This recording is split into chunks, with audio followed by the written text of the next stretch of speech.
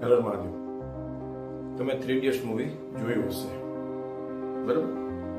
જેના ઉપર એ movie base છે, સોનમ વાંગચુક. એ પોતે પોતાને એન્વાયરમેન્ટ એક્ટિવિસ્ટ કહે છે, પણ અત્યારે કંઈક અલગ જ એક્ટિવિટીમાં લાગી ગયા છે. એક રિપોર્ટ પ્રમાણે એના 2 NGO ચાલે છે અને એમાં ફોરેન ફંડિંગ આવે છે. હવે તમે કોઈ ફર્મ ચલાવો છો અને તમારે બહારથી ફંડિંગ લેવું છે, ફોરેન ફંડિંગ, તો તમારે FCRA લાયસન્સ લેવું જરૂરી છે. અને એને જે ફંડિંગ આવે છે તે જોર્જ સોરોસથી ફંડિંગ આવે છે. એ મહાનુભાવ કોણ છે? ગૂગલ કરી લેજો, તમને ખ્યાલ થશે કોણ છે વ્યક્તિ. લાસ્ટ 2023માં એની સંસ્થાને $1 મિલિયન પણ વધારે ફંડિંગ મળ્યું છે. પોસિબલ છે કે ફોરેન ફંડિંગ હતું તો એજન્ડા પણ. અને 2007માં જે ગવર્મેન્ટ હતી એ સમયે એના ઉપર એક કમિટી બેસાડેલી હતી સર્વે માટે કે ભાઈ આ જે વ્યક્તિ કહે છે, જેનો ફંડ આવે છે, જે એના વાયદા કરેલા છે, એનું કામ કેટલું કરે છે.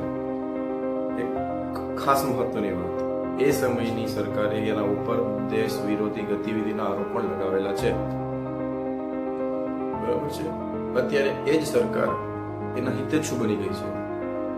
મતલબ સરકાર, એ જે પેલા સરકાર હતી એનું કેવું એવું છે, Indian anti Indian, anti national, જે પણ એ સંસ્થા મતલબ જે વિરોધમાં બોલે છે એના હિતેચ્છુ આ લોકો બની જાય છે.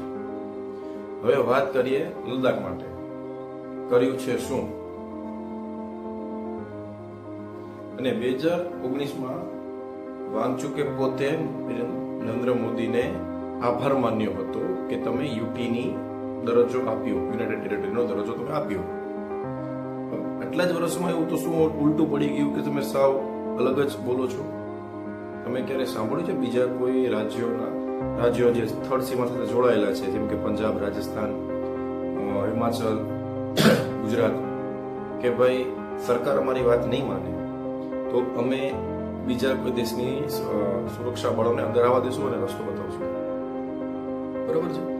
પણ વાંગચુકભાઈ ખુલ્લે આમ બોલે છે કે सरकार हमारी बात नहीं सांभळे तो हमें चीनी सेना घर घुसवा देशु અને રસ્તો પણ બતાવો. यहाँ के एक फेमस कॉमेडियन हैं जिन्होंने कहा कि जब चीन घुस आता है तो लद्दाख के लोग जान देकर रोकते हैं, मगर अब अगर भारत सरकार हमारे लिए कुछ नहीं कर रहा है तो अगली बार वो आए तो हम उनको रास्ता दिखाएंगे, हम रोकेंगे नहीं, हम जान क्यों दे जब हमारा कोई संरक्षण नहीं हो रहा है.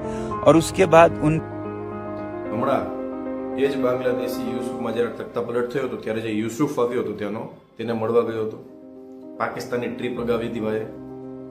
આમાં તમને કઈ હજી નથી લાગતું? હવે આ માણસ લદ્દાખમાં ભારતીય સેનાના વિકાસ માટે રોડ, એરબેઝ બનાવવા માંગે છે, તો એ એનો વિરોધ કરે છે, તો શું એ બનાવવું જરૂરી નથી? આ એ જ શાંતિપ્રિય પ્રોટેસ્ટના નામે લદ્દાખના યુવાનોને નેપાળ, બાંગ્લાદેશ જેવા જેન્ઝી પ્રોટેક્શન બાજુ વાળે છે, તો એ કેટલી હદે સાચું? એક જ વાત કે લદ્દાખ સાથે ચીન અને પાકિસ્તાનની સીમાઓ લાગેલી છે. ત્યાંની આર્મી તૈયાર જ બેઠી છે કે થોડોક અંદરથી સપોર્ટ મળે એટલે અમે અંદર. તો હવે આમાં સમજવું કોણ શું છે, કોણ કેવો છે, કોની વિચારધારા કેવી છે, એ તમારા ઉપર છે. હર મહાદેવ.